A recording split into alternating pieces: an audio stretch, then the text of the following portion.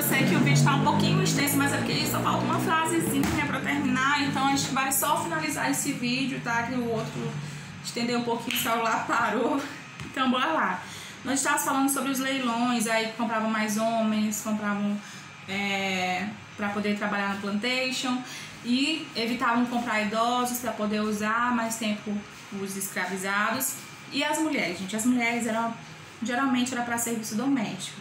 E quando nós estivermos falando sobre a sociedade patriarcal, nós vamos ver que essas mulheres muitas vezes passavam por muitas violências além das físicas, além dos castigos físicos. Muitas vezes essas mulheres eram estupradas, muitas vezes elas tinham filhos com seus donos, entre aspas, donos, e esses donos tratavam os filhos como se fossem animais domésticos. Muitas mulheres são a dupla violência, tanto para as mulheres brancas quanto a negra escravizada, claro que em níveis diferentes. Mas muitas mulheres que eram a esposa, a mulher branca, o que ela fazia? Para poder não sair da sua autoridade de mulher branca, ou ela, a maioria das vezes, ela castigava, ela tratava muito mal as mulheres, as negras escravizadas que ficavam com seus maridos, elas tratavam muito mal mesmo. E também muitas vezes chegava até a escolher a mulher que seu marido ia se deitar com ele. Isso é uma forma também de opressão que a mulher acaba sofrendo. As mulheres foram educadas também nessa ideia patriarcal, essa ideia machista de usar as pessoas. Então, quando a gente fala assim, mas a mulher também é machista. Não, gente. A sociedade é machista, a sociedade nos ensina a ter comportamentos, a ter padrões de violência que acabam colocando a mulher numa posição muitas vezes de opressão, né? Muitas vezes de violência psicológica.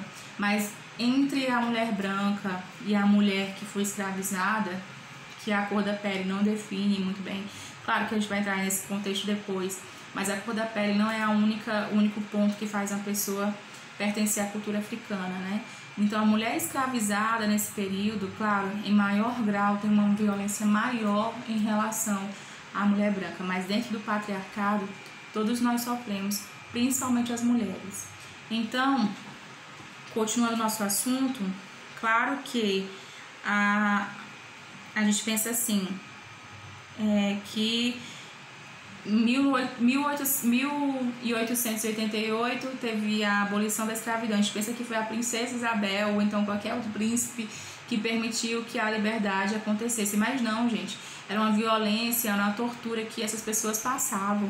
Muitos foram chicoteados, mortos, mas resistiram de diferentes formas para poder chegar à carta de abolição da escravidão.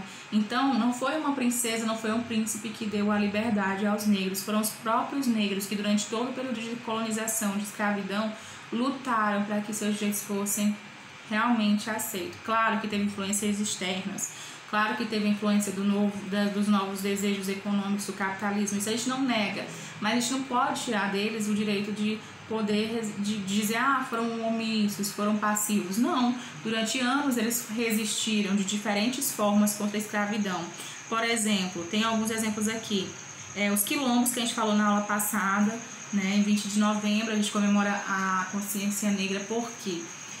Porque dia 20 de novembro é a data da morte de Zumbi de Palmares. E aí, como o Quilombo dos Palmares, como a gente viu na última aula, foi um dos maiores símbolos de resistência, então a gente colocou para essa data, que é um líder que representa bem a resistência negra, a resistência africana. Outra forma de resistência foi a sabotagem. Então, muitas vezes eles atrapalhavam, quebravam as ferramentas, os moinhos, para poder atrasar ou então criar raiva nos seus senhores. Para quê? Para poder resistir à escravidão, de que eles não eram escravos, que eles tinham que trabalhar o tempo todo como se fosse máquina na condição que eles estavam. Outra forma foi roubos, eles roubavam foice, enxada, o que tivesse na frente, às vezes fugiam para os quilombos com foices, com enxadas, que era para poder resistir mesmo. Ou muitas vezes com atrasos proporcionais, atrasos intencionais, que era o quê?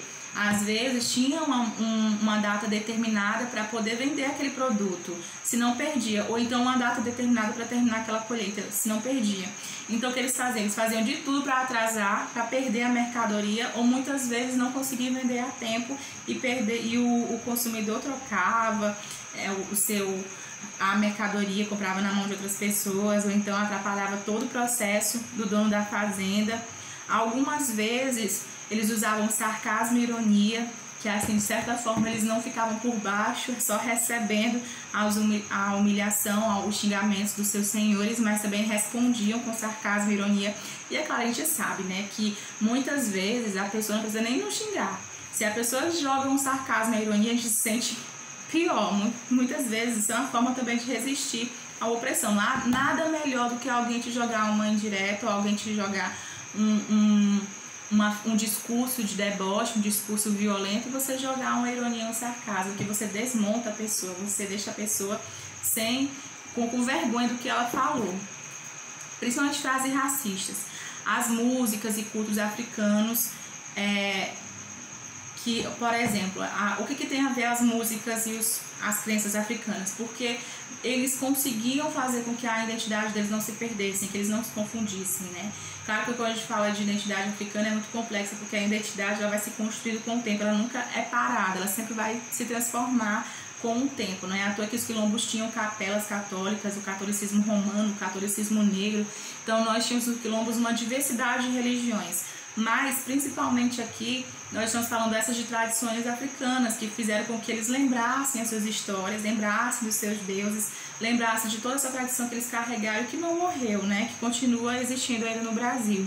Então, nós temos ainda as músicas para os africanos e o infanticídio. O que é o infanticídio?